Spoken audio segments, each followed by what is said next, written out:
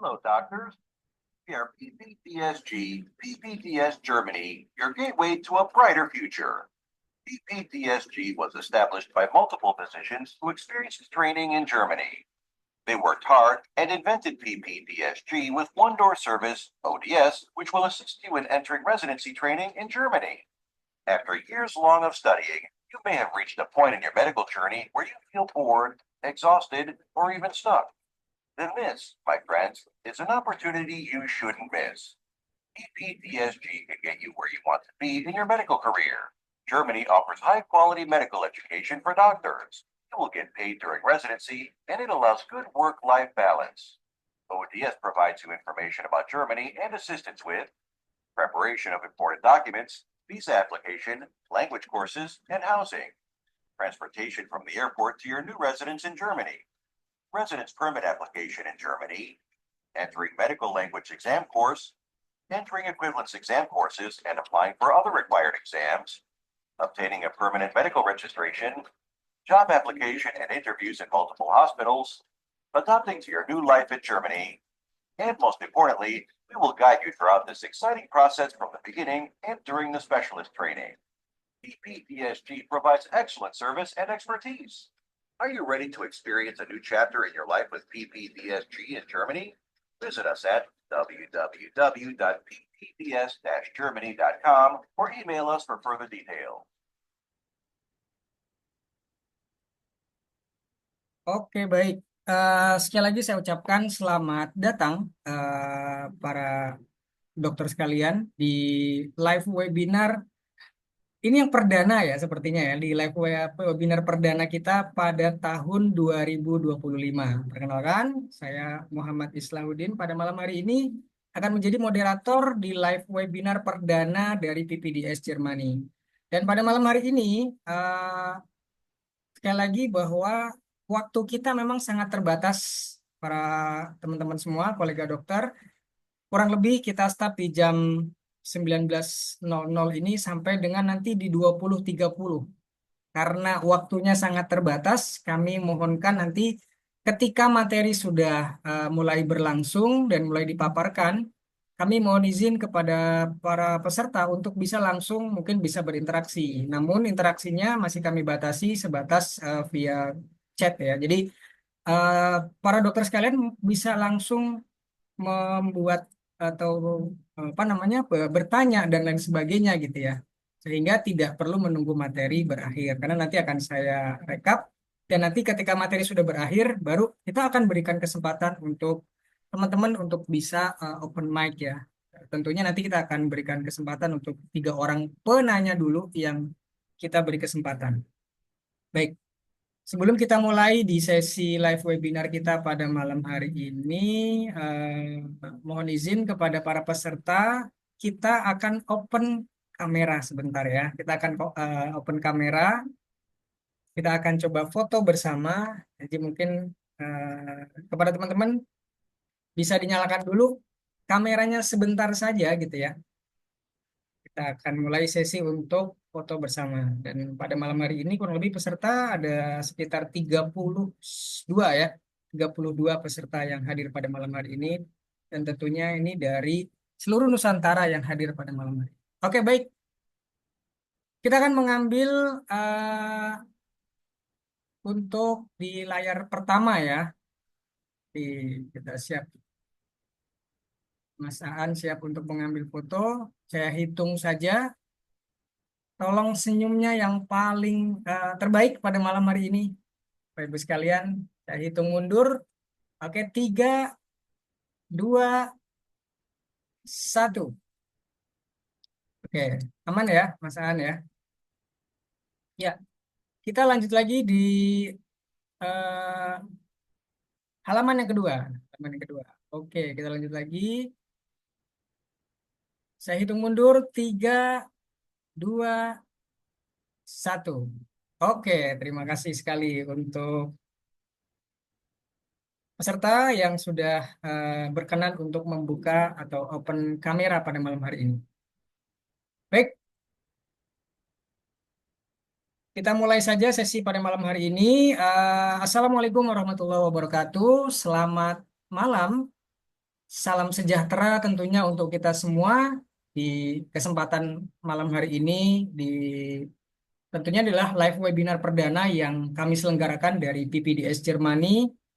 Saya melihat bahwa Bapak Ibu, para kolega dokter yang hadir pada malam hari ini, tentunya banyak yang engagement dari sosial media kami, yaitu dari PPDS Germany ya. Kami melihat banyak interaksi yang datang dari sana, dan ini saya melihat juga banyak peserta atau partisipan baru pada live webinar pada malam hari ini.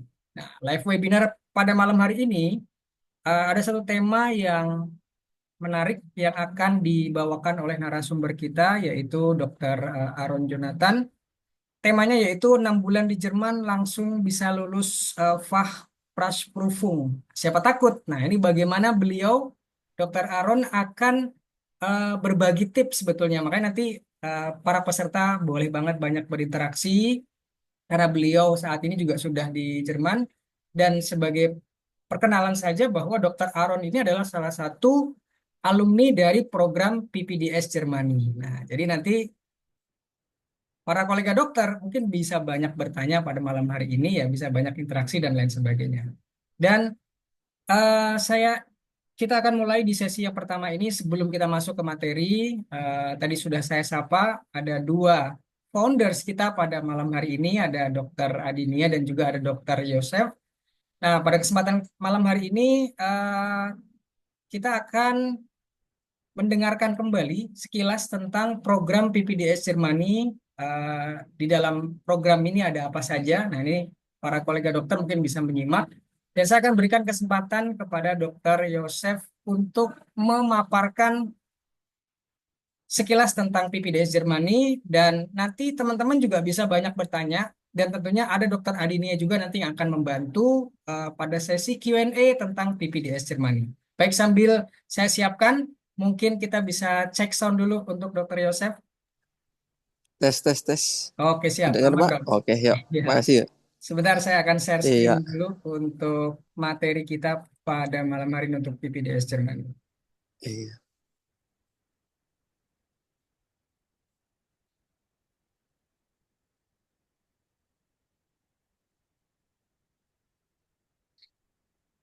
Apa sedikit perkenalan. Terima kasih Pak Islah. Nama saya Dr. Yosep, salah satu founder dari PPDS yang diketuai oleh Dr. Yanuar. Saya dokter lulusan Indonesia. Kita semua dokter orang-orang Indonesia yang tergabung jadi satu. Yang sebagian saya dokter lulusan dari Indonesia, dan Dr. Adinia, Dr. Yanuar, orang Indonesia yang kuliah di Jerman, dan kami semua spesialis, semua udah lebih dari 10-15 tahun di Indonesia. Kita lihat di sini dulu banyak kolega-kolega yang kesusahan buat spesialis di Indonesia maupun di Jerman. Maka dari itu Dr. Yanuar mengumpulkan kolega-kolega untuk membantu dokter-dokter di Indonesia sehingga bisa mempermudah mencapai tujuannya. Iya, slide-nya udah bisa Pak? Belum kelihatan saya. Ya, sebentar dok, saya. Oh iya, boleh. Iya, dari dulu memang sedikit, bukan sedikit ya, dari perjalanan yang saya lihat, setiap beberapa tahun itu selalu ada perubahan-perubahan yang kadang-kadang perubahannya drastis, yang dari kedutaan atau dari Jermannya sendiri pun, yang update-nya pun yang selalu berubah-berubah, persyaratan juga semuanya berubah, yang butuh tanda tangan, yang dulu nggak butuh tanda tangan, butuh peresmian dari departemen segala macam, itu berubah-berubah terus. Syaratnya, visanya juga berubah, yang ya, itu yang bikin susah karena ya harus update setiap saat. kita pun ya berusaha untuk update setiap saat. Kadang-kadang kita juga perlu masukan dari yang kolega-kolega juga yang lagi daftar. Oh, udah bisa dilihat di sini Ya. ketuanya Dr. Yanwar. Dr. Yanwar kolega saya itu ya dia lulusan Jerman, orang Indonesia yang spesialis juga. Boleh slide berikutnya, Pak? Oke, siap. Ya, ya kita bertujuan untuk memberikan one door service di mana kita membantu rekan-rekan kolega, berusaha membantu dari awal hingga menjadi dokter spesialis atau memasuki dokter spesialis dengan pengalaman lebih dari 10 tahun. Kita ingin memberikan tips-tips untuk kolega-kolega yang ada di Indonesia. Boleh slide berikutnya, Pak? So, visi misi kita seperti dilihat, kita ingin memiliki juga pendidikan spesialis yang berstandar internasional yang bisa diakuin di Eropa. Kemudian juga dari sisi finansial yang sangat cukup membantu karena di sini kita tidak perlu membayar, sebaliknya malah dibayar, dan kita juga bisa berguna terutama buat bangsa kita kalau kita mau pulang kembali. Slide berikutnya.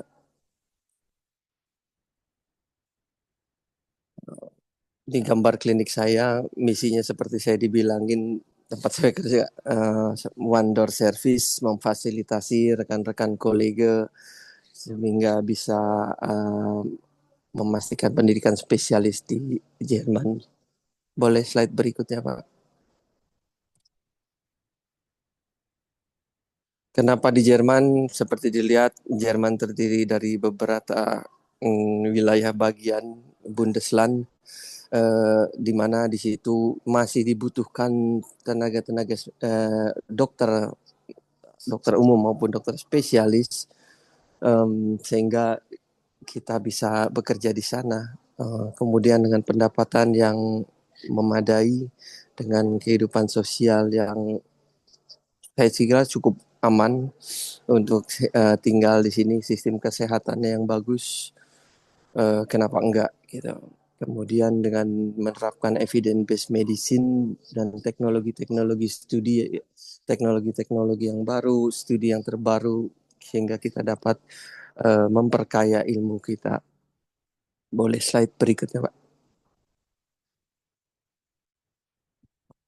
Nah, ini keuntungan-keuntungan di Arts, maksudnya dalam pendidikan dokter spesialis, mulai banyaknya tempat pendidikan, dengan pendapatan kita mendapat uang, dengan asuransi, cuti di atas 30 hari. Kita bisa lihat sendiri di sini, banyak keuntungannya. Tentu saja ada minusnya juga, misalnya kita harus belajar bahasa yang baru, kita harus bersosialisasi yang baru. Tapi saya pikir itu sebanding dengan positifnya, malah lebih banyak positifnya. Boleh slide berikutnya, Pak? Di situ ada pendapatan yang berubah-berubah, yang tentu saja itu beberapa tahun lalu.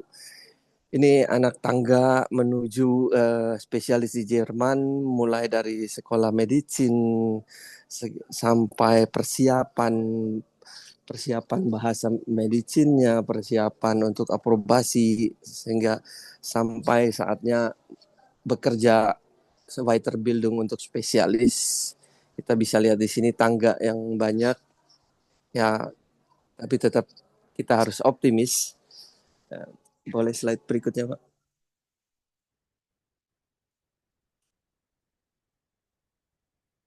Salah satu contoh susunan hierarki di klinik, ada chef arts-nya, pemimpinnya, satu Abteilung, satu bagian, kemudian ada supervisornya, atau overarts, dia yang membawahi kita yang bekerja di stasiun sebagai asisten art, sehingga dibimbing, dibimbing dalam arti kata ya kita bekerja di sana, bukannya kuliah segala macam. Kuliah itu belajar itu di rumah, kita bekerja. Boleh berikutnya, Pak?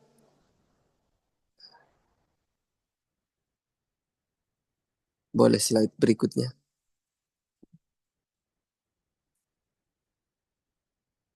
Ini basis Weiterbildung, tergantung kita maunya di mana. Ini salah satu contohnya pendidikan penyakit dalam full 5 tahun atau kombinasi antara penyakit dalam dan langsung subspesialis, misalnya langsung ke jantung atau pendidikan yang lainnya, misalnya pulmonolog.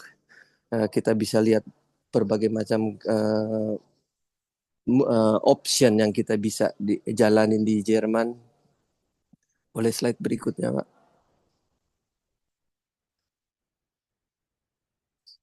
Ini salah satu tarif dokter beberapa tahun lalu. Saya pikir kita bisa lihat, oh untuk asisten arts kita akan dibayar segitu kurang lebih dan setiap tahun akan naik sesuai nanti udah spesialis over arts sesuai tahapannya juga.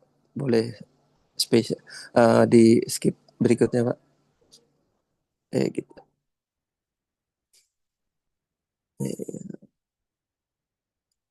Ya tantangannya seperti dilihat bahasa yang sulit, bahasa Jerman tentu saja bukan bahasa yang mudah. Teori di tempat belajar, tempat kursus ya berbeda lagi dengan yang dijalanin di luaran. 2 tahun pertama biasanya masa adaptasi yang sulit. Kita harus semua budaya, kultur, kebiasaan harus mengerti. Itu adalah tantangan yang kita harus hadapi. Boleh slide berikutnya, Pak.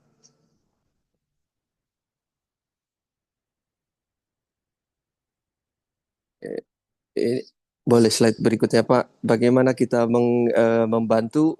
Ya, kita akan berusaha, kita ini sebagai partner Anda yang membantu dari awal hingga akhir dalam masa persiapan-persiapan, mulai dari persiapan persyaratan sampai akhirnya keberangkatan, sampai akhirnya kursus di Jerman.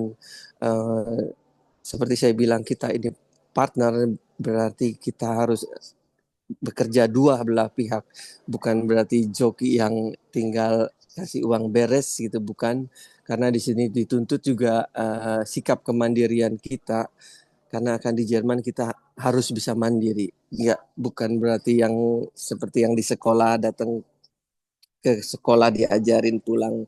Enggak, kita di sini bekerja dalam rangka pendidikan dokter spesialis dan kita menerima gaji, maka dari itu kita dituntut kemandirian kita. Boleh slide berikutnya.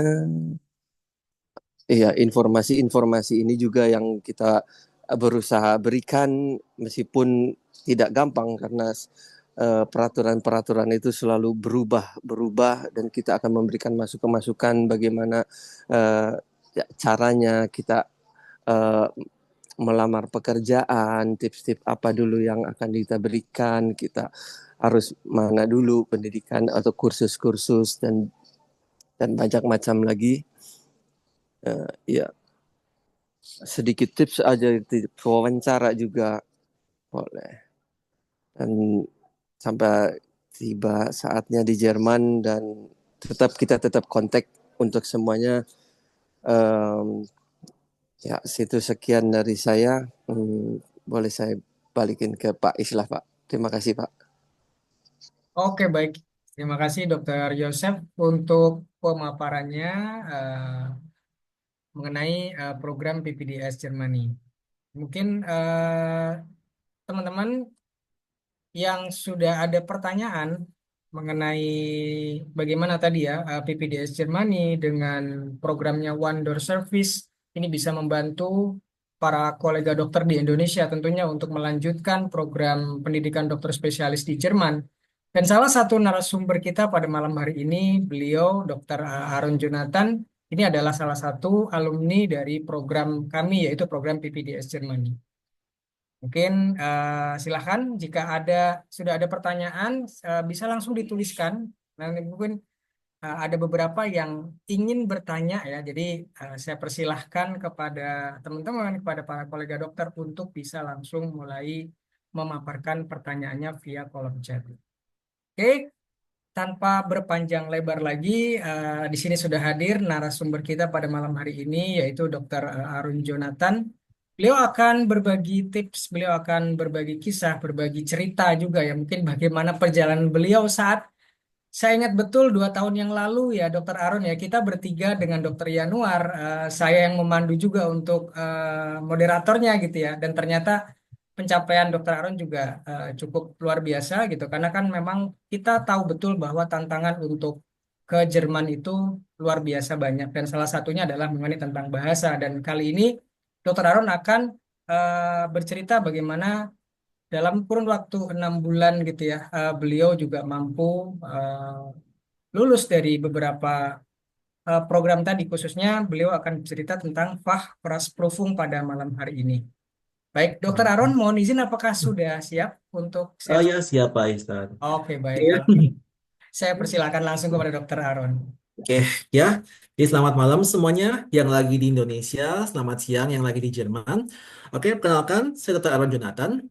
Jadi saya membayar PPDSG itu sejak 2 tahun yang lalu. Ya, jadi saya dari Jerman kurang lebih setahun, ya setelah ngurusin visa di Indonesia seperti itu. Oke, jadi saya baru lulus Fachsprachprüfung kurang lebih itu setahun lalu.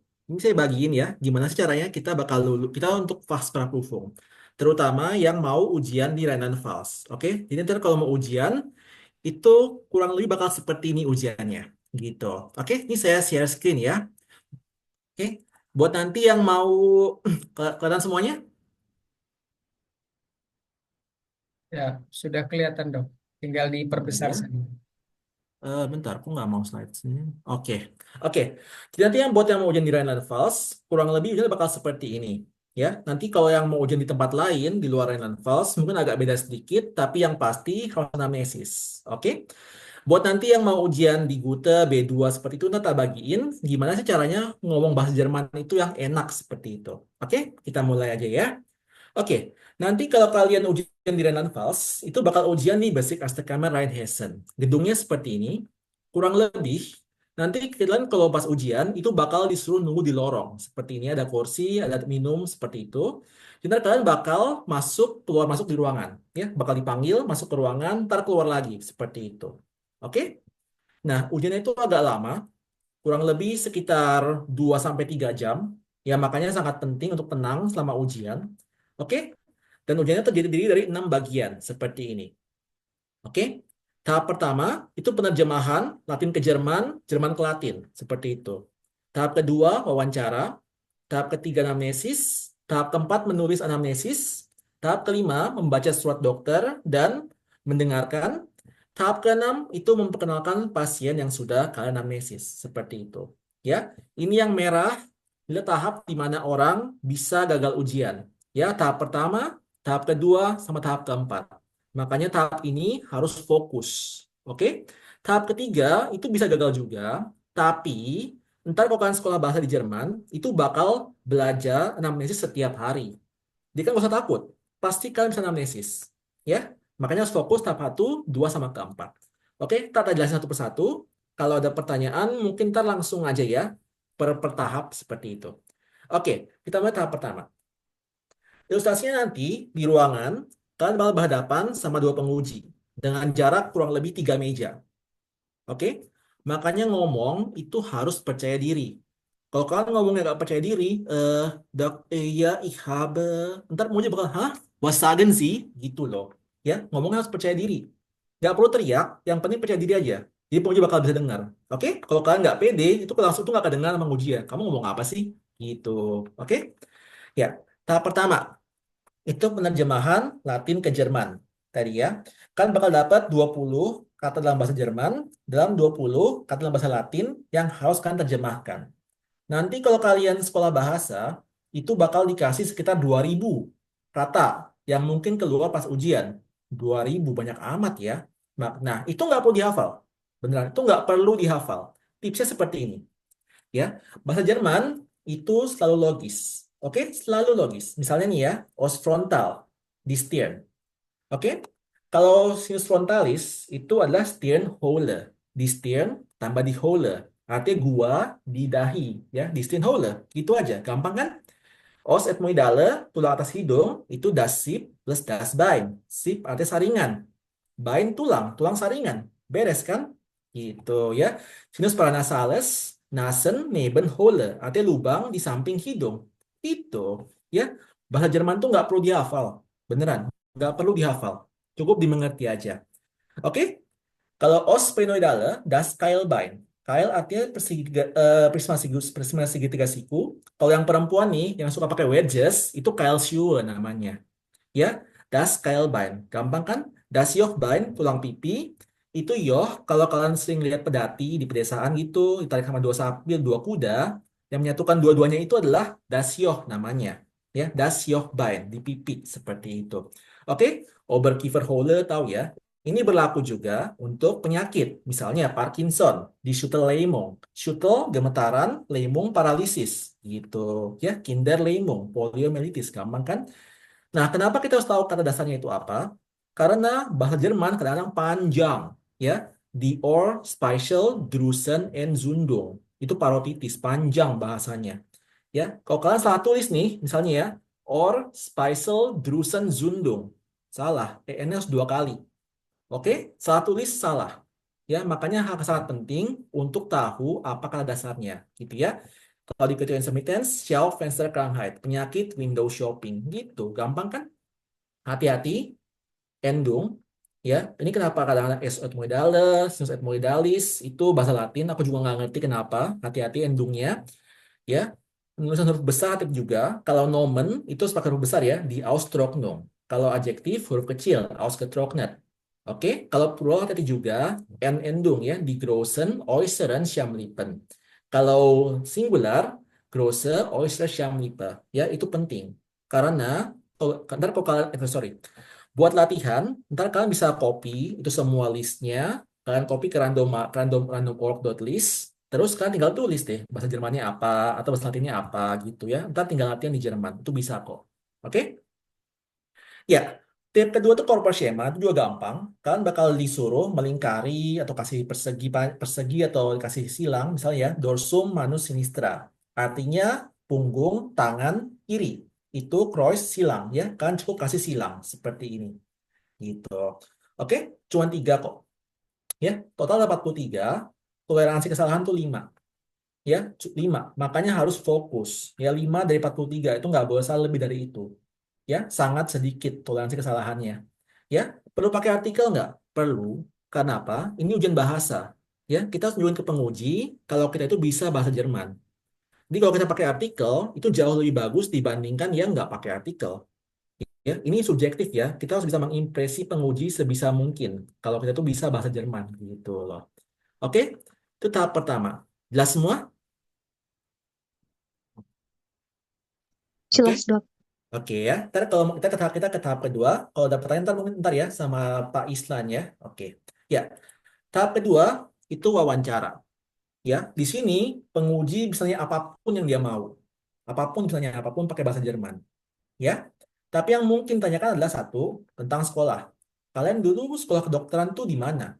Gitu ya. Arbeit. Was haben Sie gemacht? Haben Sie gearbeitet? Kalian udah kerja belum? Kalian dulu kerja di mana? Gitu ya. Faas Ausbildungswahl, kalian mau spesialis apa sih di Jerman? Kenapa? Gitu ya. Kenapa Jerman dibandingkan, kenapa nggak di Indo? Kenapa nggak di USA? Itu harus bisa kalian jawab pakai bahasa Jerman. Oke, jadi mulai dari sekarang, tolong dipersiapkan ya kenapa kan mau ke Jerman seperti itu. Oke, nah ini saya bagi ini, saya seperti ini dulu ya. Ini saya terjemahin aja ya, biar gampang ya. Oke, ini bagi kita, ini ujian kedua kamu. Apa yang udah kamu persiapkan untuk ujian kedua ini? Ya terus terang ujian pertama saya nggak berhasil karena pengujinya killer. Ntar saya bagiin kenapa ya. Oke, terus ditanya lagi, kamu udah hospitasi nih di neurologi, di kardiologi. Oke, em, kamu ini pertama kali kamu ke neurologi dan kardiologi atau udah pernah kamu sebelumnya kerja di bagian neuro sama kardio gitu, tanya kayak gitu. Ya, dulu kamu tutor, pernah ngajar. Oke, apa yang kamu ajarkan dulu? Oke, saya dulu tutor UKM PPD ya. Jadi mereka nanya seperti itu. Oh, tapi kamu juga kerja di rumah sakit. Wah, gimana tuh cara itu? Kamu kerja sebagai tutor sekaligus di rumah sakit. Cara gimana tuh? Ya, itu saya jelasin dulu pakai bahasa Jerman. Oke, terus dia tanya, oke, kalau pendidikan kedokteran Indonesia itu gimana sih prosesnya? Saya lihat aja ya, 3 bulan preklinik, 2 bulan klinik, seperti itu. Oke, terus kenapa kamu di Jerman tadi ya pertanyaannya? Terus kamu di spesialis apa dan kenapa? Oke, pertanyaan terakhir itu dia nggak nanya tentang kedokteran. Dia nanya tentang, oke, kamu dari Indonesia. Produk apa sih yang terkenal dari Indonesia? gitu. Saya jawab aja, oke. Indonesia liegt an der Äquator. Indonesia letak di Äquator. Deswegen sind wir in der Lage, verschiedene Sorten von Gemüse, Obst, und Gewürze zu wachsen. Jadi kita bisa menumbuhkan banyak apa tuh tentang menumbuhkan tanaman seperti buah-buahan gitu ya, termasuk rempah-rempah. Tapi aku bilang ya, aber heutzutage, Herr Doktor, finden sogar die Filme aus Indonesien weltweit Anerkennung. Zum Beispiel, Herr Doktor, letzter Monat im Oktober 2024 stand ein Film aus Indonesia in deutschen Netflix in Nummer 1. Ya, jadi kalau kalian tahu film Indonesia, itu film Timo Cahyanto tuh, kalau nama Dreizehn Indonesia. Kalau di Jerman, kalau di Indo mungkin The Shadows Trace judulnya ya, itu nomor 1 loh di Netflix Jerman tahun lalu. Ya, maunya sedang Wirklich. Yep, kita masih bangga ya, karena film Indo itu lebih bagus dari film Jerman. Beneran. Di sini mah film cuma ada drama atau komedi gitu. Oke, gitu ya. Nah, ini tak kasih tip nih. Gimana cara ngejawab pertanyaan pakai bahasa Jerman? Ya, ini kayak gini. Oh, wirklich. Was für einen Film ist das? Dia nanya, film apa itu? Aku bilangnya kayak gini. Das ist ein Aktionsfilm. Es handelt sich um eine Attentäterin. Sie hat eine Mission in Japan gescheitert. Deswegen bekam sie eine Strafe. Sie musste eigentlich in Jakarta ruhig bleiben, während sie auf die nächste Mission wartete. Aber sie hat die Befehl missachtet. Sie kämpfte gegen ein großes Kriminalsyndikat, das sie eigentlich nie bekämpfen sollte. Infolgedessen musste sie die Flucht ergreifen vor ihrer Organisation sowie ihrer ehemaligen Mentorin. Gitu cara ngejawab pakai bahasa Jerman. Ya, pelan-pelan aja, tapi harus flusik, harus lancar. Gitu ya. Tipsnya kayak gini. Kalau kalian nanti kalau sekolah bahasa itu harus menguasai semua konektoren, ya. Dan setelah pakai konektoren itu pause sebentar. Misalnya nih ya, sie eine Schwester hat, gitu ya. Then sie hat eine Schwester, gitu. Oke, während sie eine Schwester hat. Infolgedessen hat sie eine Schwester. Misalnya seperti itu.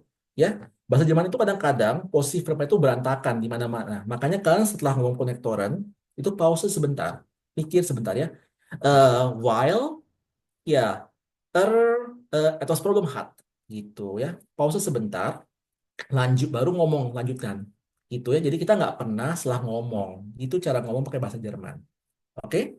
Dan tips kedua nih, nanti buat kalian yang udah B2, itu biasakan ngomong pakai preteritum. Kenapa? Karena gini, ini kan semua pertanyaan ini adalah semua tentang masa lampau ya, pengalaman kerja, seperti itu harus pakai preteritum. Jangan kebiasaan ngomong pakai presence. Kedengaran kan jelek pas ujian, gitu. Oke? Tapi mungkin kalian bilang kan ya, kan perfect juga bisa dok. Betul, perfect juga bisa. Kalau kalian masih B1 atau A2, itu biasakan ngomong pakai perfect dulu, nggak apa-apa. Tapi kenapa aku bilang pakai preteritum? Karena aku bilang lebih gampang. Misalnya kayak gini ya. Deswegen bekam sie eine Strafe. Sie musste in Jakarta ruhig bleiben, während sie auf die nächste Mission wartete. Kalau kita buat pakai perfect, deswegen hat sie eine Strafe bekommen. Sie hat in Jakarta ruhig bleiben müssen, während sie auf die nächste Mission gewartet hat. Itu lebih panjang. Ya. Dan aku sebagai orang Indonesia nih, kalau aku ngomong pakai Nebensatz, pakai perfect, aku sering lupa nih. Während sie auf der nächsten Mission gewartet. Aku lupa hat di belakang. Aku selalu lupa. Makanya aku lebih suka pakai preteritum. Ya, nanti kalau kalian nulis surat dokter pun, itu harus pakai preteritum. Jadi kenapa kita nggak sekalian ngomong pakai preteritum? Lebih singkat, gitu. Ya, yang kedua, kedengaran lebih advance. Karena nggak semua orang Jerman bisa ngomong pakai preteritum. Nggak semua. Ya, kalau kalian ngomong pakai perfect, kedengaran B1, A2. Jadi kalau kalian ngomong pakai preteritum, kedengaran C1. Meskipun artinya sama aja. Contoh ya, misalnya, Meine Aufgabe in der Notaufnahme bestand darin, die Notfälle bei den Patienten zu behandeln. Kausalslosung NaCl 0,9% verarbeitet ich, wenn sich bei den Patienten Dehydration Anzeichen ergab misalnya. Kan kita nggak perlu ngomong habe berulang-ulang gitu ya. Jadi kalau menceritakan sesuatu, aku lebih suka pakai preteritum. Oke, sekali lagi ya. Jadi kalau udah B2 ke atas, mulai biasakan ngomong pakai preteritum. Oke, kalau masih C1 berbeda ke bawah nggak apa-apa. Kita pakai perfect lebih dahulu. Gitu. Oke, jelas semua nggak?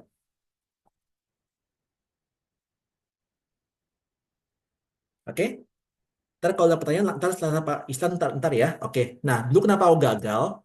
Pengujian dulu killer. Yang pertama tuh dia punya killer. Dua nama pengujian paling takut dari non-false. Dan ini kayak gini nih. Oke, kamu udah kerja dulu.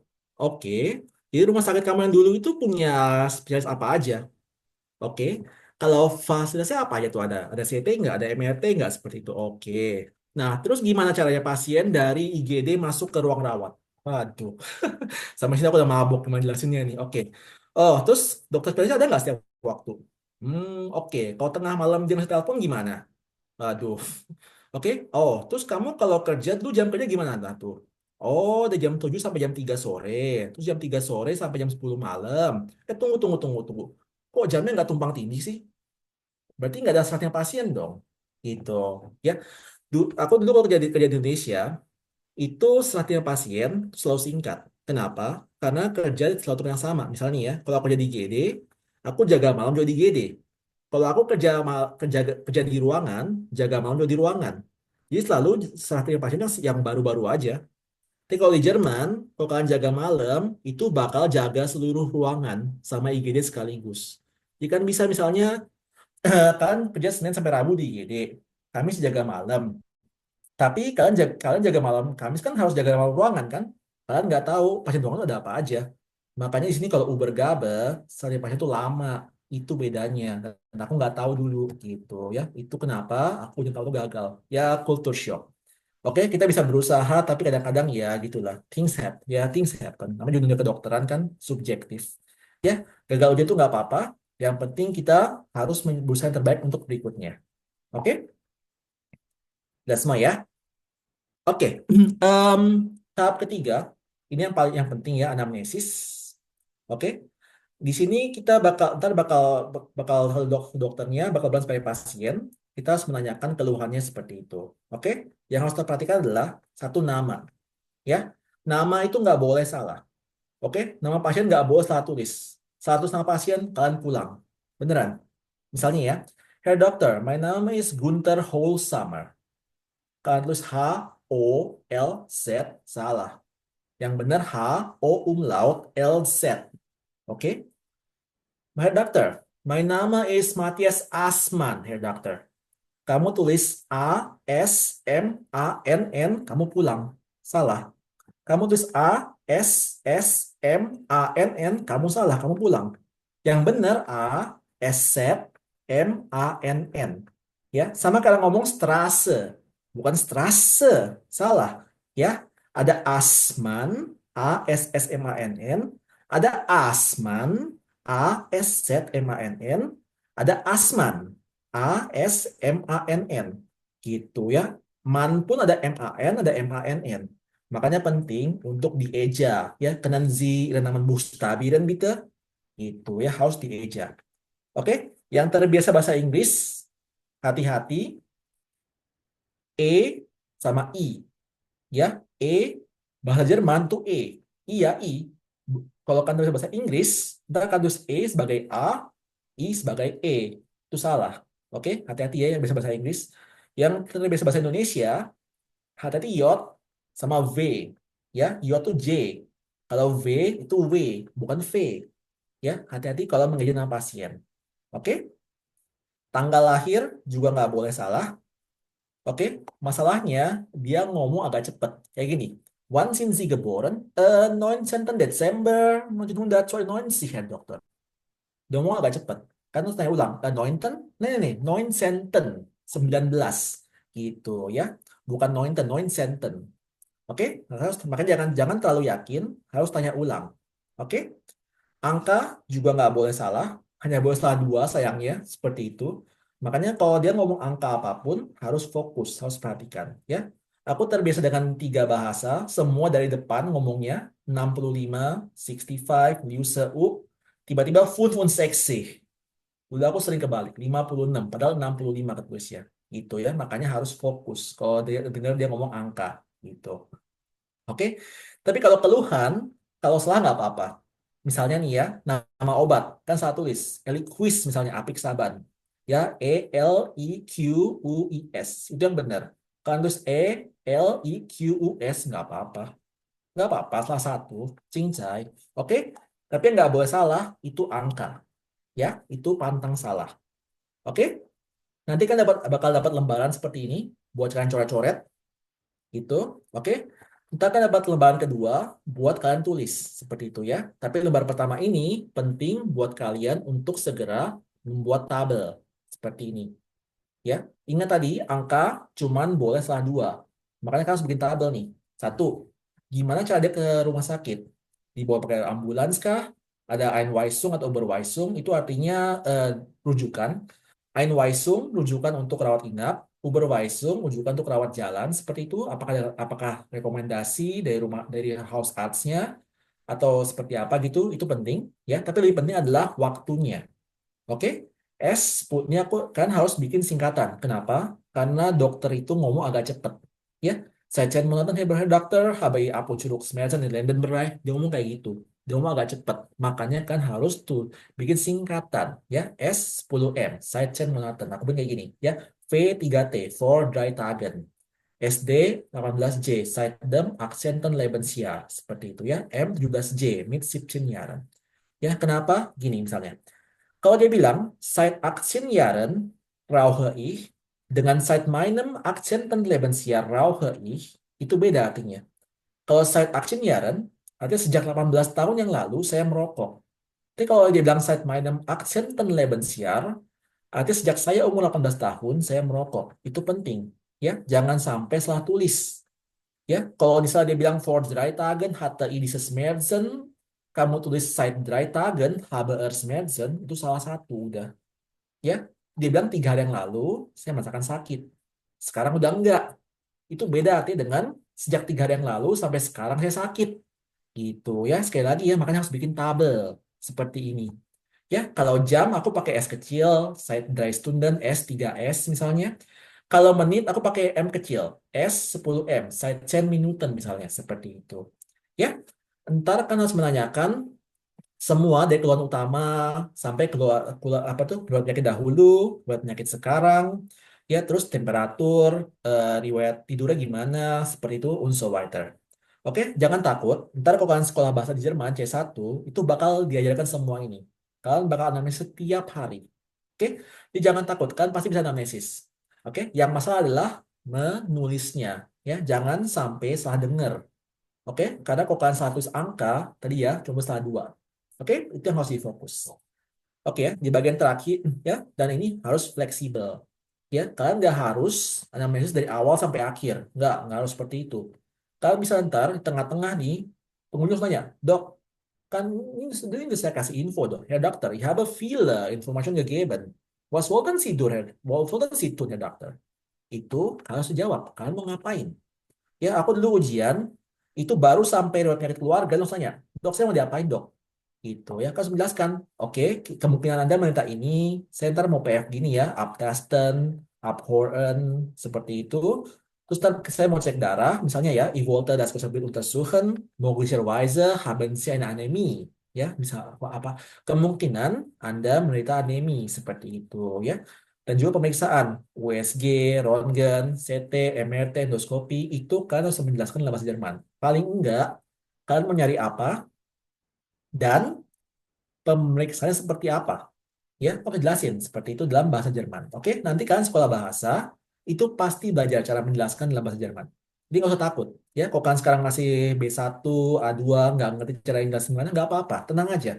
Ntar kalian C1 sekolah sini pasti bisa menjelaskan semua pakai bahasa Jerman. Oke, yang penting tadi ya, harus bisa menulis secara benar. Oke, nah bagian terakhir, nanti kalian harus menulis diagnosisnya apa, DD-nya apa aja nih, sama pemeriksaan yang kalian mau sarankan apa aja seperti itu ya. Nanti penguji bakal minta 2 tes. Jadi kalau dalam nama seperti ini ya, misalnya oke ntar kamu bikin TTE ya seperti itu. Oke, kamu konsil buat TTE, trans ekokardiografi seperti itu. Oke, kalau kalian nanti nggak tahu, misalnya kalian nggak tahu dengan jantung nih, Terus aja yang secara umum-umum, misalnya kardiomegali atau gangguan fungsi katup, seperti itu. Ya, jangan sekali-kali tulis bahasa yang kalian nggak bisa menjelaskan dalam bahasa Jerman. Oke, misalnya Tapse atau EF, jangan. Nanti kalau penguji nanya, kamu nggak bisa jawab, itu fatal. Ya, jangan tulis yang kamu nggak bisa jelaskan dalam bahasa Jerman, jangan. Ya, tulis yang gampang-gampang aja. Termasuk diagnosis ya, jangan bikin diagnosis aneh-aneh yang kamu nggak bisa menjelaskan dalam bahasa Jerman. Jadi kalau kamu tak ditanya penguji pas tahap akhir, kamu bingung. Apa itu? Gitu. Oke, jelas ya? Itu tahap ketiga. Kurang lebih seperti itu prosesnya. Oke?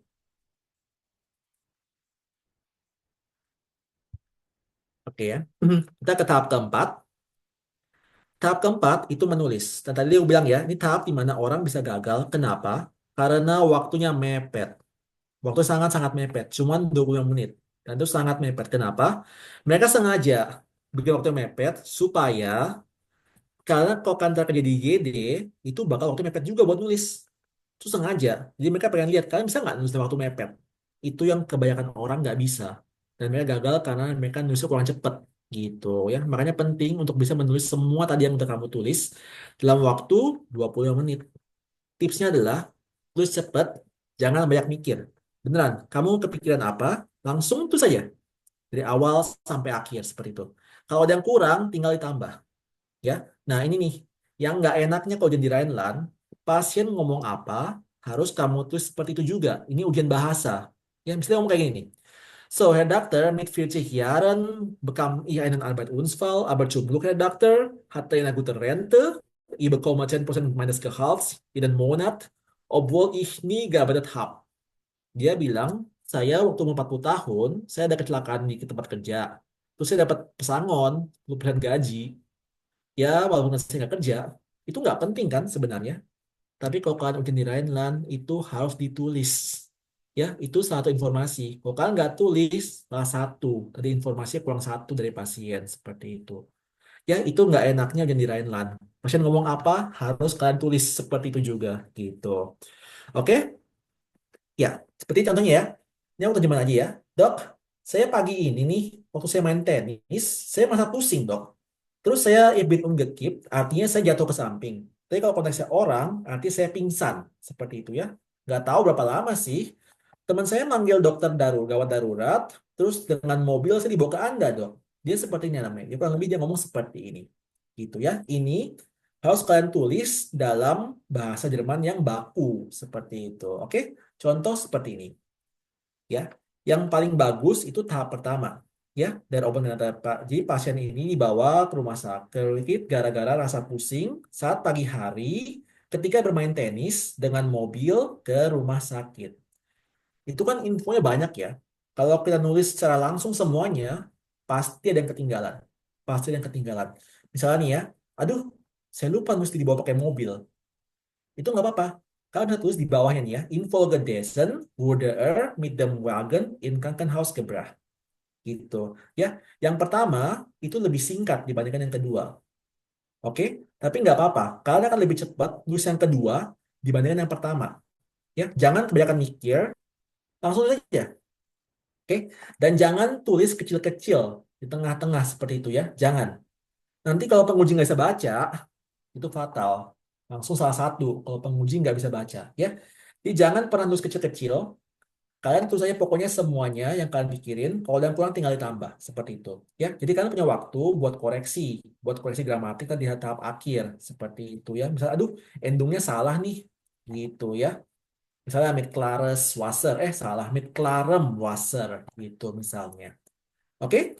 Dan tadi ya, kalau di Rheinland-Pfalz itu pasien ngomong apa harus tulis seperti itu juga. Kalau dia bilang wagen ya wagen, jangan tulis Krankenwagen, jangan. Ya, itu Rheinland-Pfalz kayak ini ujiannya nih. Oke? Kalau dia bilang umgekip ya umgekip, jangan tulis Ohnmacht. Ya, jangan tulis Ohnmacht, pingsan, jangan. Ya, kecuali kan terus umgekip di awal, kan terus Ohnmacht berikutnya itu nggak apa-apa. Ya, yang penting umgekipnya harus ada. Ya, pasien ngomong apa, tulis seperti itu juga, gitu. Oke, itu cara itu ujian di Rheinland-Pfalz. Seperti inilah prosesnya kayak gitu. Oke, ya. Buat yang gramatik yang nggak ngerti nggak apa-apa. Ini gramatik C1. Jadi kalau buat kalian baca nih apa sih kok gramatiknya panjang banget dan banyak banget keterangannya nggak apa-apa. Ya, ini buat yang C1. Kalau kalian masih B2, masih B1, A2, ini baca ini nggak ngerti nggak apa-apa. Ya, belajar dulu bahasa Jerman yang benar di Gute. Oke? Ya, tahap kelima itu tahap paling gampang. Ini cuma tahap untuk buang-buang waktu. Kenapa? Karena penguji harus menilai apa yang udah kalian tulis. Seperti itu. Ya, kan bakal dapat satu teks. Ntar bakal dikasih pertanyaan. Dan juga kan dapat telepon dari sekretaris. Ya, dia ngomong tuh pelan banget. Pelan banget. Dan sangat-sangat santai. Oke? Jadi seperti contohnya nih ya. Dapat teks seperti ini. Tanya kayak gini. Wo befindet sich der Tumor? Tumor di mana? Oh, di rektum. Terus yang direkomendasikan pasiennya apa? Oh, radioterapi. Oke. Terus kenapa harus dioperasi di pasien? Oh, metastasis. Udah, gitu aja ya. Jawabannya selalu singkat. Oke? Dan mendengarkan, contohnya seperti ini ya. Herr Boppard muss heute abends nüchtern für seine Operation morgen im Saal 13 im Erdgeschoss. Contoh seperti ini. Dia ngomong tuh pelan banget. Ya, bahkan kan bisa minta eja. Kalau misalkan nggak ngerti dia ngomong apa. Itu ya. Tahap kelima itu gampang banget. Kalian nggak mungkin gagal di tahap kelima. Ya, ntar tahap keenam itu pun juga gampang banget. Akan perkenalkan pasien yang sudah anamnesis ke dokter tadi. Gitu. Ya, sekali lagi, kalian nggak mungkin gagal tahap keenam. Nggak mungkin. Oke, kalau kalian sampai tahap keenam, tenang aja. Kalau tahap keempat kalian lancar, semudah kalian tulis dengan benar, kalian nggak mungkin gagal tahap keenam. Itu nggak mungkin. Oke? Di tahap keenam itu, kode non-vals, itu nggak enaknya adalah kita harus pakai bahasa Latin. Dan kadang-kadang artikelnya itu beda. Seperti ini ya. Jadi kan di Vorstellung des Patienten namens RKA erfolgte am Guten Morgen wegen plötzlich dan Schwindelgefühls. Oke, kita harus pakai Latin. Kita ngomongnya harus pakai vertigo. Plötzlich dan vertigo und danach Syncope. Seperti itu. Kalau kita ngomong ke dokternya. Kadang-kadang kita harus mengubah itu jadi bahasa Latin. Itu kadang-kadang perlu waktu. Ya, makanya ngomong itu udah pelan-pelan aja.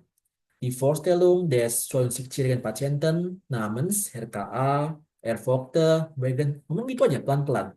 Ya, nggak usah buru-buru. Karena kalian nggak mungkin gagal di tahap ke-6. Oke, santai aja. Yang jadi masalah, kadang-kadang artikel itu beda. Tadi ya, misalnya ya, habe leichte Großzehen Abweichung nach außen seit Kindheit. Kalau pakai Latin, habe leichtes Halsvalgus seit Kindheit. Kalau bahasa kalau bahasa asing dalam bahasa Jerman, artikel selalu das. Itu masalahnya. Tapi kalau kalian salah pun nggak apa-apa. Habe leichte Halsvalgus seit Kindheit. Nggak apa-apa. Cincai, nggak masalah. Gitu ya. Yang penting kalian tahu bahasa Latinnya itu apa. Seperti itu. Gitu ya. Itu tahap ke-6. Kalian cuma menjelaskan pasien ini kepada dokternya. Seperti itu. Kalaupun dia nanya, dia bakal nanya yang berhubung, yang gampang-gampang. Misalnya, welche Risikofaktoren, Risikofaktoren bestehen bei diesem Patienten. Misalnya risikofaktor apa aja nih yang pada pasien ini seperti itu. Gampang kok, nggak bakal ditanya yang susah-susah. Oke, yang penting tadi ya, gramatiknya di tahap keempat itu harus benar. Oke, di tahap keenam kalian lancar, udah selesai, beres. Ya, tapi sekali lagi ya, ujian ini bakal makan waktu 2 sampai 3 jam, makanya harus tenang. Ya, kalau kalian mau minum ada minum kok, santai aja. Ya, kalau kalian misalnya gampang panik, itu ada kok, misalnya di DM nih, toko obat di sini, ada kok obat tenang. Kayak obat buat tidur gitu, buat muscle relaksan gitu ada kok. Oke? Oke, itu sekian dari saya. Terima kasih. Oke, ada yang mau bertanya? Ya, baik. Siap. Terima kasih Dokter Aaron untuk pemaparan yang luar biasa ya pada malam hari ini. Karena waktu kita terbatas dan kita nanti sampai dengan 20.30, mungkin ada Oh ya, setengah beberapa jam ya, oke, oke. penanya. Ya, ada waktu 30 menit. Nah, saya berharap ini pertanyaan yang sudah masuk lewat kolom chat sudah luar biasa banyak dan dari beberapa founders tadi ya, Dokter Adinia sudah bantu jawab, kemudian Dokter Yosef juga sudah bantu jawab dan malam hari ini hadir juga Dokter Lola Fedora. Halo Dokter Lola, selamat malam. Terima kasih ya dok sudah mau bantu jawab juga. Dokter Lola Fedora ini juga salah satu narasumber atau pembicara yang aktif mengisi di program live webinar PPDS Germany. Oke, baik. Kalau gitu, saya beri kesempatan dulu untuk 3 orang penanya. Silahkan lakukan raise hand. Nanti akan saya berikan kesempatan untuk 3 orang yang bisa langsung open mic ya. Jadi bisa langsung ngobrol dengan narasumber kita malam hari ini yaitu Dr. Aaron. Kemudian nanti bisa juga bertanya dengan para founders kita ya, ada Dr. Yosef dan juga ada Dr. Adinia. Siap, terima kasih banyak Dr. Lola sudah bantu jawab di sesi malam hari ini. Oke, baik. Silakan para dokter sekalian. Saya beri kesempatan untuk 3 orang dulu bisa raise hand, jadi bisa ngobrol langsung pada malam hari ini. Manfaatkan waktunya karena ini terbatas. Sebelum nanti saya akan membacakan pertanyaan-pertanyaan yang masuk via kolom chat. Dan karena ada beberapa pertanyaan juga yang sudah dijawab, nanti random izin saya akan bacakan mungkin beberapa pertanyaan gitu ya. Yang sudah masuk di kolom chat. Mungkin pertanyaan pertama ini saya coba random dari Dokter Jessica. Nah, ini Dokter Jessica, pertanyaannya luar biasa juga nih, banyak sekali gitu ya. Ya, Kalau nggak ingin apa-apa. saya bacakan, ini Dokter Jessica ini ada beberapa pertanyaan. Yang pertama terkait challenge, tadi juga sudah dijawab ya sama Dokter Adinia. Beberapa jawabannya, tapi mungkin apakah Dokter Adinia mungkin bisa menjelaskan kembali dok? Ini untuk pertanyaan dari Dokter Jessica Iya, terkait tentu. ada beberapa hal sih. Silakan Dokter Adinia.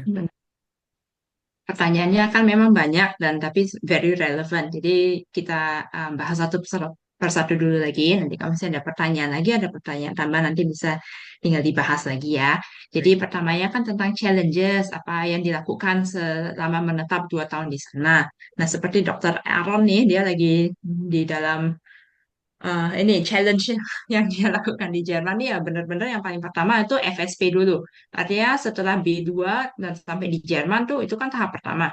Yang berikutnya itu harus langsung menyelesaikan ujian FSP. Itu yang paling cepat harus dilaksanakan di Jerman supaya nanti bisa menuju step-step berikutnya. Dan itu tentu saja dari orang ke orang beda ya. Kalau misalnya kemampuan bahasanya B2-nya di Indonesia itu B2 yang stabil atau B2 yang baru pas-pasan lulusnya. Saya at the end of the day kalau misalnya sampai mau jadi FSP, lihat aja semua bahan-bahan dari Dr. Aaron tuh. Itu it's not just the German, itu benar-benar bisa mengerti seberapa cara ngomong ke pasien, cara ngomong ke prefer, you know, how you present yourself as a doctor as well kan. Dan kalau misalnya bahasa foundationnya is not so good, bisa-bisa tentu saja membutuhkan waktu lebih lama. Nah, terus saja ideally kalau misalnya bisa selesai kursus dalam 3 bulan, terus itu daftar untuk ujian, dapat termin setelah 2 atau 3 bulan, ya 6 bulan bisa aja selesai. Tapi that's in the best case scenario. Kalau misalnya tentunya pas ujiannya, you know, ketinggalan terminnya, masih nunggu lagi yang berikutnya, atau udah penuh misalnya, kadang-kadang juga terjadi. Dan itu pun akan membuat waktu tunggu lebih lama lagi. Kalau misalnya udah selesai FSP, misalnya udah lulus, kan masih mesti ada ujian yang kedua lagi, namanya KP. Nah, setelah lulus FSP itu bisa mendapatkan apa yang namanya Berufserlaubnis. Jadi boleh kerja sebagai dokter, tapi bukan berarti waktu yang dijalankan sebagai selama kerja itu udah buat PPDS, bukan berarti udah jadi buat spesialis ya. Ini cuma boleh kerja, bisa dapat uang, kerja dengan sah ya tentunya, bisa dapat uang, tapi masih belum masuk spesialis. Untuk rumah sakit untuk menerima orang-orang yang punya Berufserlaubnis itu mereka juga tentunya akan melihat dulu kandidatnya seperti apa dan apakah mereka mempunyai Stelle, mempunyai tempat untuk menerima kandidat tersebut. Jadi banyak orang memilih dua jalan. Satu jalan itu ya kalau misalnya benar-benar dapat tempat yang bagus di rumah sakit bisa kerja dan artinya sambilan belajarnya untuk KP mempersiapkan diri kan masih ada kursus-kursus lagi yang harus dilaksanakan untuk Kenntnisprüfung itu. Atau ada orang lagi yang bilang saya nggak bisa kerja sambil belajar. Jadi mereka benar-benar intensif belajar doang buat KP. Tergantung sama jenis orangnya ya, jenis orangnya yang bisa konsentrasi dan bodo amat sama yang lain gitu, pokoknya belajar sendiri aja bisa, atau mungkin ada teman-teman lain yang juga melakukan KP waktu yang sama, jadi bisa ngebuat study group, belajar bersama gitu sambil ngikutin kursus bareng. Atau yang jenisnya nggak bisa, saya jenuh setelah 5 jam gitu, saya udah nggak bisa mikir lagi, nggak bisa belajar dengan tenang. Dan coba bayangin ngerjain ini untuk berbulan-bulan ke depan kan sampai lulus KP. Jadi itu benar-benar sesuatu yang harus dilihat dari pribadi masing-masing maunya apa jenis belajarnya, what's your style and what's your confidence level. Dan apakah keadaan uangnya itu juga um, oke, stable atau memang butuh kerja sambilan untuk mendapatkan uang sambil menunggu waktu sampai KP untuk siap. Ya, Um, pengalaman kerja dulu di Indonesia seperti yang saya sudah jawab tidak diharuskan. Tentu untuk spesialis-spesialis tertentu yang susah, yang kompetitif, it might give you an edge. Tapi kalau untuk lulus KP dan FSP-nya dulu yang paling dibutuhkan itu it's not necessary. Kalau PPDS, Dr. Lola tadi sudah jawab, tentunya mendapatkan ijazah dari Ärztekammer ya, sah tentu saja bisa kerja sebagai spesialis di Jerman dimanapun. Dan untuk di Indonesia itu sesuatu yang nanti harus masih diterima oleh Menkes juga suatu saat kalau misalnya mau balik ke Indonesia. PPDS yang paling dicari di Jerman itu apa? Saya sambil webinar sambil dengerin Dr. Aaron, saya juga nyari-nyari dan sumber yang saya dapatkan itu dari Bundesärztekammer. Jadi ini sah ya dari Bundesärztekammer sendiri. Kalau misalnya semuanya bisa lihat, ini ada data dari Ärztekammernya sendiri mengenai semua jenis dokter-dokter spesialisasi apapun yang ada di Jerman. Mereka ada statistiknya, mereka tertulis di mana fahnya apa aja. Ya, juga kita lihat dari Sparkasse, bahkan ini salah satu bank terbesar di Jerman, mereka juga mempunyai statistik untuk dokter-dokter yang paling dibeliebtesten 7 Facharztrichtungen im Vergleich. Jadi mereka mempersamakan dan mereka lihat yang paling disenangkan di Jerman itu masih Innere Medizin, sehr interessant. Tapi mereka bilang Innere Medizin sehr interessant karena mereka ada banyak fach-fach kecilnya, Lungenentzündung, Herzprobleme, Magen-Darm-Erkrankungen, Gastro, artinya kardio, pulmo. Jadi itu semua yang paling disenangkan di Jerman, diikuti oleh pediatri, Allgemeinmedizin, ini artinya sebagai dokter dokter di praktek, primary care provider, ya, anesthesiology and surgery. That's the main ones yang mereka paling suka. Ini interesting juga mengenai pendapatan dokter-dokter di Jerman. Misalnya dia paling populer itu artinya yang paling dapat uang paling banyak kali. Nah, kita lihat dari persamaan-persamaan ini masih bisa kelihatan ya sini. Oke, dilihat dari sini kalau misalnya kerja di praktek sendiri, radiolog dapat uang paling banyak. Saya nggak tahu mereka dapat data ini dari mana, dihitungnya bagaimana, saya pun tidak tahu. Tapi yang dilihat radiologe Augenärzte, jadi radiolog, dokter mata, dokter kulit, ortoped, urolog, chirurgen, internisten, ear, nose doctor. Those are the top people who earns the most in Germany. Okay. Now, going back to our questions.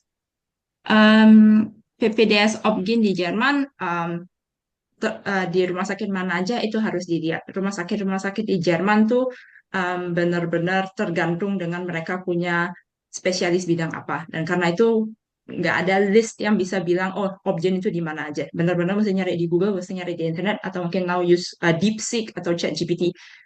Cari di mana ada rumah sakit tertentu. Kayaknya ada pertanyaan bawah lagi ya.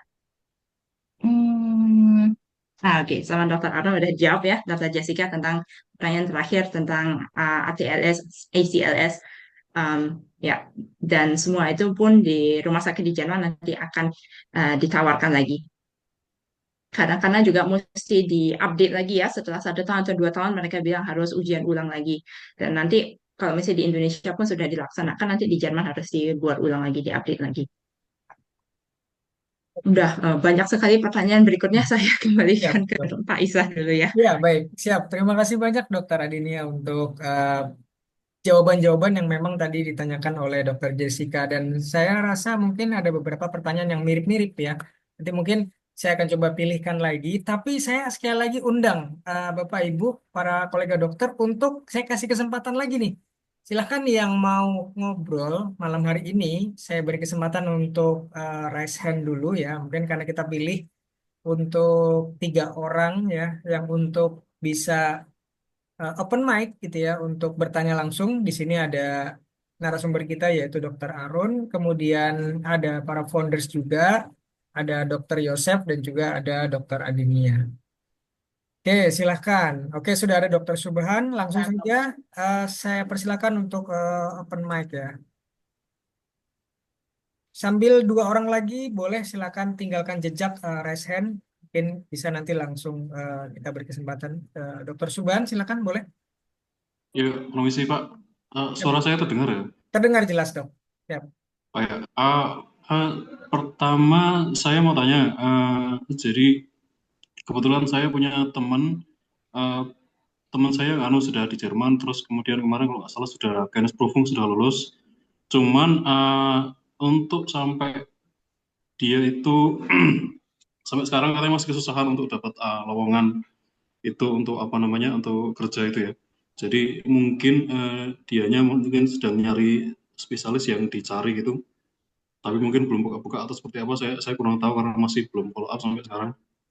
Nah, pertanyaannya, jadi nanti kalau misalkan terkait kebutuhan lowongan nanti di Jerman itu lebih baik nanti kita mengikuti apa yang dibutuhkan di rumah sakit sebagian besar rumah sakit Jerman, atau nanti kita tetap misalkan kita maunya urologi ini gitu. Nah, kalau misalkan kita nanti tetap urologi itu tetap nanti ada tetap ada buka lowongan, atau nanti wise-nya itu lebih baik kita nanti mengikuti alur aja atau gimana itu pertanyaannya. Eh, Terus yang kedua, kebetulan saya kan sedang apa namanya interestnya kan ke arah BTKV ya, Dok. Jadi setahu yang saya dengar kan kalau di Indonesia ini kan BTKV itu kan ada BTKV dan ada juga bedah vaskular, Dok. Jadi bukan benar-benar terpisah. Jadi bedah vaskular juga ada dan BTKV itu juga ada, dan sebagian besar memang tindakannya memang overlap ya, Dok ya. Itu dan bahkan di itunya sendiri memang saing satu sama lain dengan area yang sama gitu. Nah, kalau di Eropa terpisah ya, Dok ya. Kalau nggak salah memang. Jadi kardiotorasik dengan bedah Ya, vaskuler itu memang baik. sendiri-sendiri, Dok. Itu nanti kalau misalkan kembali itu nanti misalkan saya di sana kan berarti kan kardiotorasik ya, Dok. Apa namanya keahliannya ya. Jadi tapi kalau di sini kan nggak Angiologi ada. namanya. BTK kan nggak ada, Dok. Apakah nanti tetap BTKV atau nanti kita di sini penyesuaiannya tetap harus kita nanti belajar vaskuler atau gimana, Dok, di Indonesia? Benar. Nah, di Jerman itu Oh, kan juga ada yang namanya angiologi. Mereka malah mempunyai spesialisasi sendiri namanya angiologe. Itu mereka melaksanakan intervensi-intervensi itu mengenai melalui kateter. Jadi mereka itu bisa melakukan kateter yang di kaki atau bisa juga kateter yang di leher misalnya. Itu pun masuk di bawah angiologi. Sementara kalau misalnya ada bedah vaskuler itu lagi nanti masih berbeda lagi. Yang ini mungkin Dokter Yosef juga mungkin bisa menjelaskan lebih jelas lagi ya. Mungkin yang ini Dokter Boleh. Yosef lebih. Ya, boleh. Pertanyaan yang pertama tadi urolog ya. Kalau memang baru lulus, kalau kita tinggal di kota besar, kemungkinannya memang banyak, tapi ya peminatnya juga banyak gitu. Jadi lowongannya eh, urolog itu bukan bagian yang besar seperti INERE yang bisa menampung mungkin berapa puluh asisten arts, tapi kalau urolog tuh sedikit, jadi peluangnya dikit, tapi kita nggak perlu terpaku di satu kota ya, kita bisa jebar ke semua kota gitu, jadi kemungkinannya lebih ada gitu ya, tergantung kalau kita saya pengen belajar inner dulu biar di urolognya jadi nggak takut-takut banget kalau buat naruh buat behandle buat nanganin tekanan darah tinggi atau sedikit gula ya, itu nggak masalah, biar kita nambah pinter sambil nunggu. Ada juga yang saya tetap mau urolog, cuman kalau ini saya nganggur, saya daftar di INERE dulu dah biar saya agak pinter dikit lah gitu, biar tahulah sistemnya gimana, itu boleh. Atau di kota agak kecil gitu, karena peminatnya kurang, kita bisa kemungkinan lebih dapat gitu. Cuman kota kecil ya tentu saja bukan maksimal terapinya gitu, biasanya gitu. Kemudian kalau pertanyaan kedua, BTKV ya di Indonesia kebanyakan ya kayak gitu, kayak SPJP, jantung dan pembuluh darah. Saya nggak terlalu tahu gimana pembuluh darahnya sebanyak apa. Kayak BTKV juga, maaf, eh, sebagaimana banyak ya gimana, karena itu kan cukup besar bagiannya. Kalau di sini kan ada bedah toraks chirurgi, nanti ada gefes chirurginya juga yang nanganin pembuluh darah gitu. Jadi ya kalau pertanyaannya ya kalau balik ke Indonesia gimana? Nah, itu permasalahannya kalau kalau balik ke Indonesia, mereka pasti mempertanyakan gitu, nggak segampang itu dengan kata ya di sini BTKV, kamu udah belajar bedah pembuluh darahnya belum? Nah, nanti ya pasti ada bermasalah. Jadi ujung-ujungnya saya harus ngelengkapin kalau memang benar-benar niat mau ke Indonesia, saya harus bedah toraksnya juga. Di sini saya belajar kirurginya juga gitu. Jadi pembuluh darahnya. Jadi ya biar saya nggak ada masalah, tapi tetap aja pulang ke Indonesia itu ya dibilang gampang juga nggak gampang, yang ada susah. Em, Misalnya jantung dan pembuluh darah. Saya juga kalau bilang mau pulang ke Indonesia, saya udah lulus di sini dokter jantung. Ya pembuluh darahnya nanti ditanya, udah belum pembuluh darahnya, karena di Indonesia jantung dan pembuluh darah. Ya, kita harus memang menyesuaikan apa yang diminta di Indonesia atau cari tahu di Indonesia bagaimana. Gitu. Ya itu sekian mungkin dari saya. Baik, siap. Terima kasih Dokter Yosep dan juga Dokter Adinia. Bagaimana Dokter Subahan untuk jawabannya? Apakah ada yang ingin ditanyakan lagi atau cukup? Kurang lebih cukup sih, Pak. Oke, baik, siap. Terima kasih Dokter Subahan. Ya, Sama-sama. rekan-rekan, kolega dokter yang lain, saya masih beri kesempatan lagi untuk yang mau membuka atau open mic ngobrol bareng, bertanya mungkin atau sharing gitu ya. Apa aja mungkin yang ingin ditanyakan terkait materi kita pada malam hari ini. Karena tadi banyak sekali yang sudah bertanya lewat kolom chat dan kolom komentar maksudnya, dan juga sudah dijawab oleh beberapa founders dan juga oleh beberapa, tadi ada Dokter Lola juga bantu jawab, kemudian dari Dokter Aron juga sudah menjawab beberapa pertanyaan yang masuk di kolom chat. Nah, tadi saya tertarik nih dengan salah satu pertanyaan, sebentar saya agak scroll ke atas. Tadi yang menanyakan sepertinya menegangkan ya, kalau tidak salah tadi ya, untuk sesi-sesi ujiannya. Nah, mungkin Dokter Aaron bisa menambahkan lagi nih dok, terkait pertanyaan. Saya coba scrolling tadi dari dokter. Oh ya, ini dari Yang Dokter Ilham. menegangkan tadi ya, Dari sudah. Dokter Ilham, betul. Sepertinya menegangkan ya dok ujiannya. Apakah ada persiapan seperti simulasi sebelum ikut FSP yang sebenarnya dokter? Silakan dok. Tadi dokter sudah. Oke, jadi gini ya, nanti kan kalau kalian udah masuk ke Jerman nih, kalian kan bakal school persiapan ujian bahasa ya. Itu pasti ada simulasi anamnesis, ya. Jadi guru bahasa kalian itu bakal berperan sebagai pasien. Jadi kalian harus menganamnesis. Setelah anamnesis, biasanya dia bakal nanya nih, dok, saya mau diapain dok? Dia pasti akan nanya kayak gitu. Itu kesempatan kalian untuk belajar tadi, menjelaskan USG, ya. Kalian mau nyari apa? Terus dia nanya, "Em, USG itu seperti apa dok prosesnya dok? Saya mesti diapain gitu ya? Misalkan jelasin nih, oke, ein USG Ultrasonogramm, eine Ultraschall besteht aus einem Computergerät sowie einen Schallkopf, seperti itu ya. So, dieses Schallkopf schickt Schallwelle auf dem untersuchten Bereich, seperti itu mereka jelasin ya. Oke, wie funktioniert das? So, unser Körper reflektiert diese Schallwellen, seperti itu ya. Und dann diese reflektierte Schallwelle werden von dem Schallkopf nochmal wieder empfängt. Und dann aus dieser Information kann das Computer Bilder produzieren, seperti itu. Ntar kan bakal belajar seperti itu, menjelaskan semua di kursus bahasa. Ya, jadi nanti kalau kalian kursus bahasa selama 3 sampai 5 bulan itu fokus yang benar. Jangan kebanyakan urlau. Maksudnya jangan kebanyakan bolos, itu jangan ya. Karena kan kalian mau pengen lulus UFSP langsung kan, kalau bisa one shot kan ya. Jangan kayak saya lah. Tapi saya emang nggak hoki seperti itu.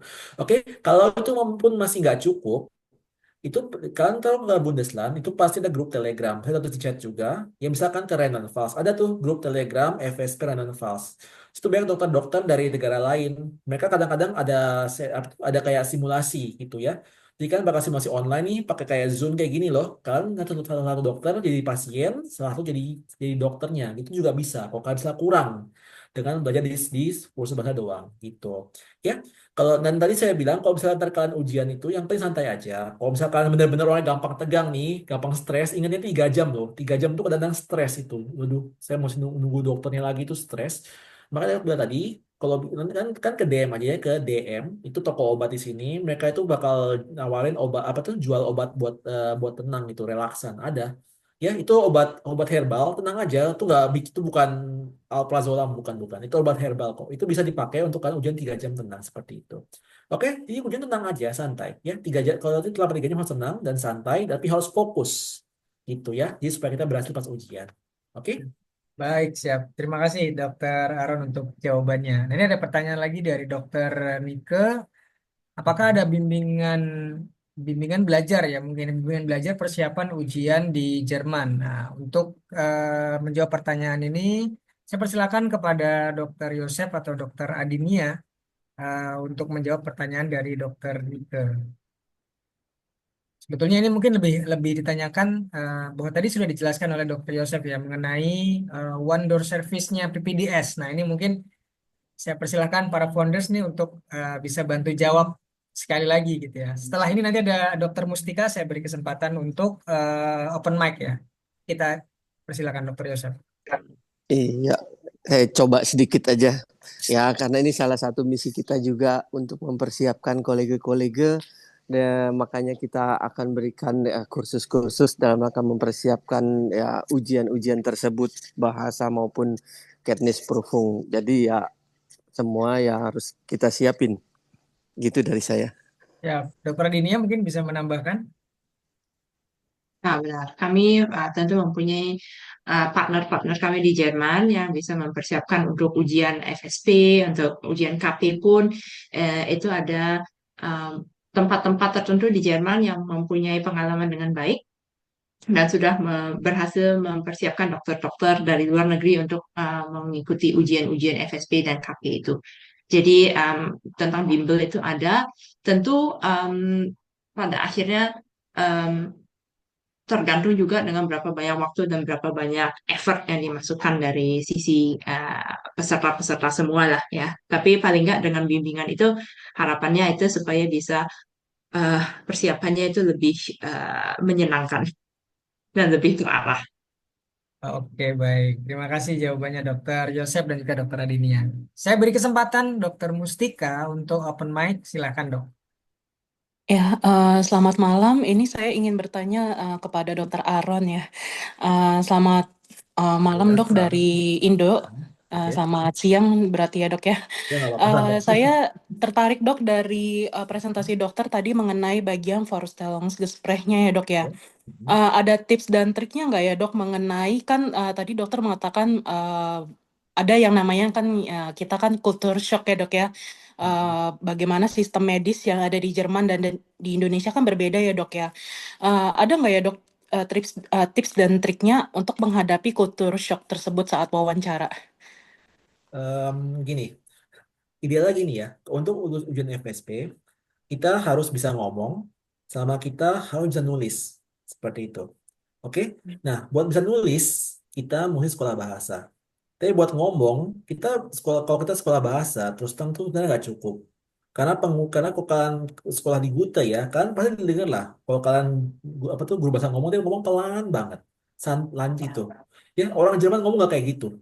Ya, mereka nggak ngomong, benar-benar ngomong nggak kayak gitu. Nah, untuk itu, kalian sebenarnya perlu hospitasi. Nah, masalah gini nih, kalau kalian mau ujian dalam waktu cepat, misalnya waktu 3 bulan, itu kalian harus pilih. Kalian mau sekolah bahasa atau mau hospitasi. Kalau kalian hospitasi dulu, ya mungkin kalian kan nulis bakal berantakan. Itu banyak yang kayak gitu. Kalau kalian mau sekolah bahasa, kemungkinan kalian ngomong, nanti akan ada culture shock seperti itu karena kalian belum pernah hospitasi. Itu sangat mungkin. Ya, itu semua pilihan. Atau kalian mau sekolah bahasa dulu, habis itu hospitasi, baru ujian. Boleh, tapi kalian bakal lebih lama ujiannya dalam waktu 6 bulan, misalnya seperti itu.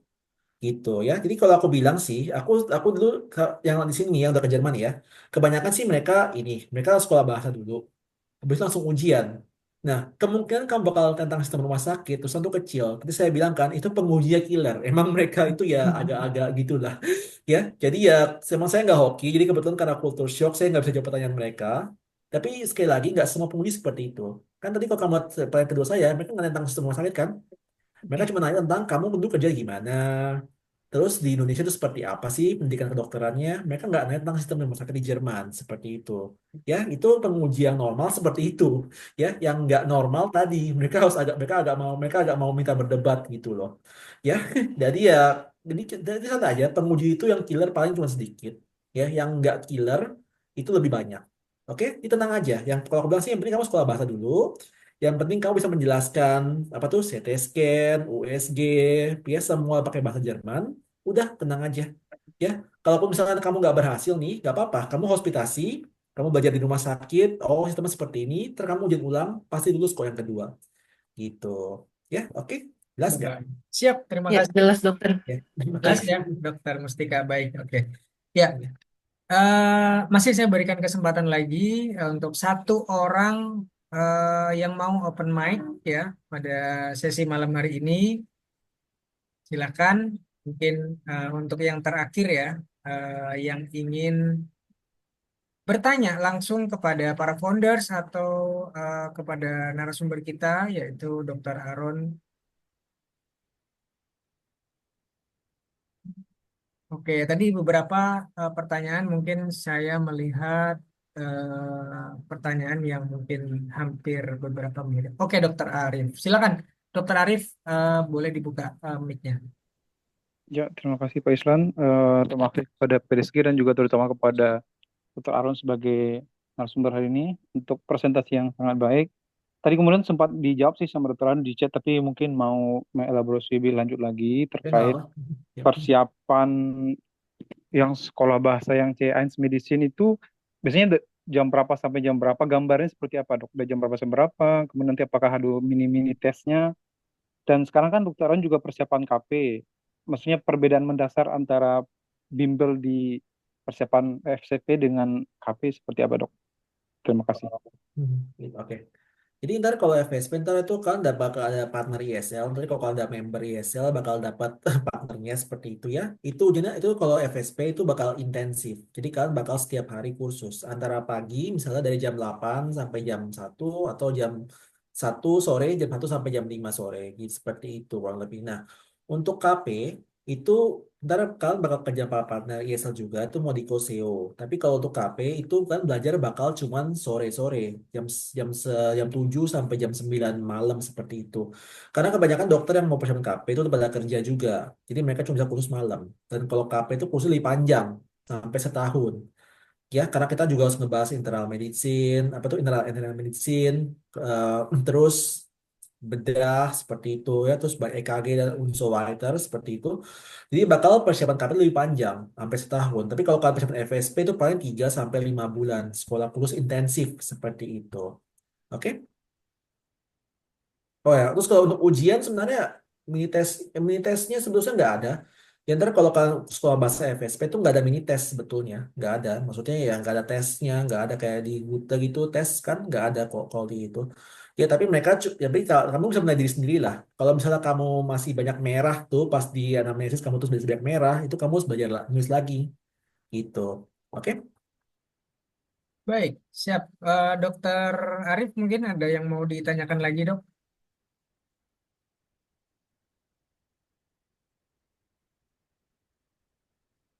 Atau sudah cukup? Oke, siap. Terima kasih. Eh, boleh, Dokter Lutfi, silakan langsung di open mic saja.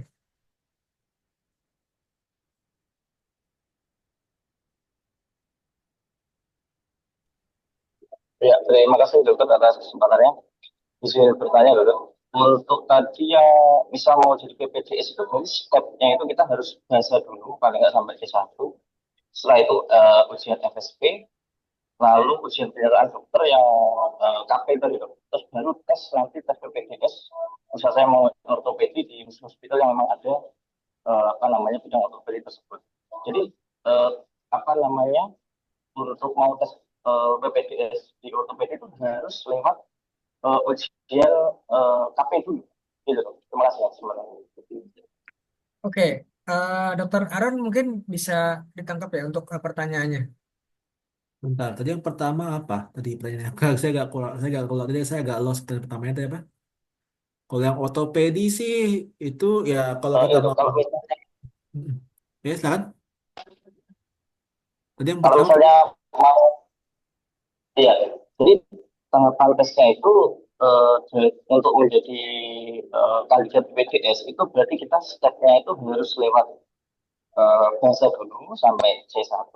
Setelah itu nanti ke FSP, setelah itu baru KP gitu ya. Terus lalu baru ujian tes PPDS gitu. ya kurang lebih seperti itu. Sebenarnya gini, untuk bisa spesialis di Jerman itu harus lulus FSP sama KP gitu. Ya, buat lulus FSP, kamu sebenarnya harus sekolah, kamu harus antara hospitasi atau sekolah bahasa C1 medicine gitu. Karena kamu untuk lulus FSP harus bisa ngomong dan nulis seperti itu tadi. Ya, apakah itu harus wajib? Enggak. Kalau kamu mau langsung tabrak FSP bisa ya, tapi pasti nggak lulus gitu.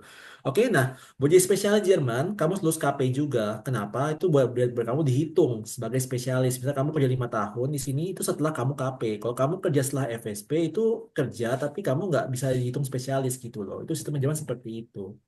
Gitu. Oke? Iya, iya. Cukup, Dokter Lutfi cukup ya? Oke, baik.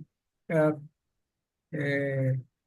Mungkin pertanyaan dari Dokter Lutfi ini adalah salah satu pertanyaan terakhir di sesi malam hari ini. Seperti yang saya bilang, memang sesinya itu singkat sekali gitu ya.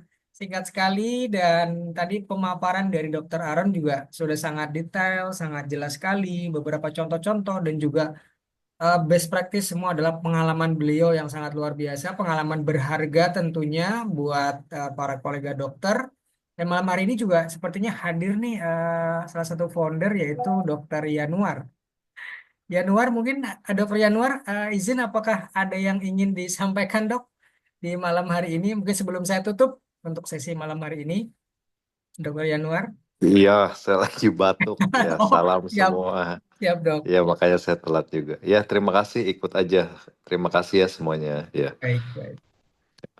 Oke, siap. Terima kasih Dokter Yanuar dan juga saya haturkan terima kasih dulu untuk Dokter Aron malam hari ini. Terima kasih Dok sudah mau berbagi pengalaman dan juga tadi ya, saya pikir adalah best practice yang ini bisa jadi salah satu sharing yang oke banget karena buat para kolega dokter yang penasaran bagaimana sih apakah lulusan atau alumni PPDS Jermani gitu program yang memang sudah kita mulai sejak 3 tahun atau 4 tahun yang lalu gitu ya.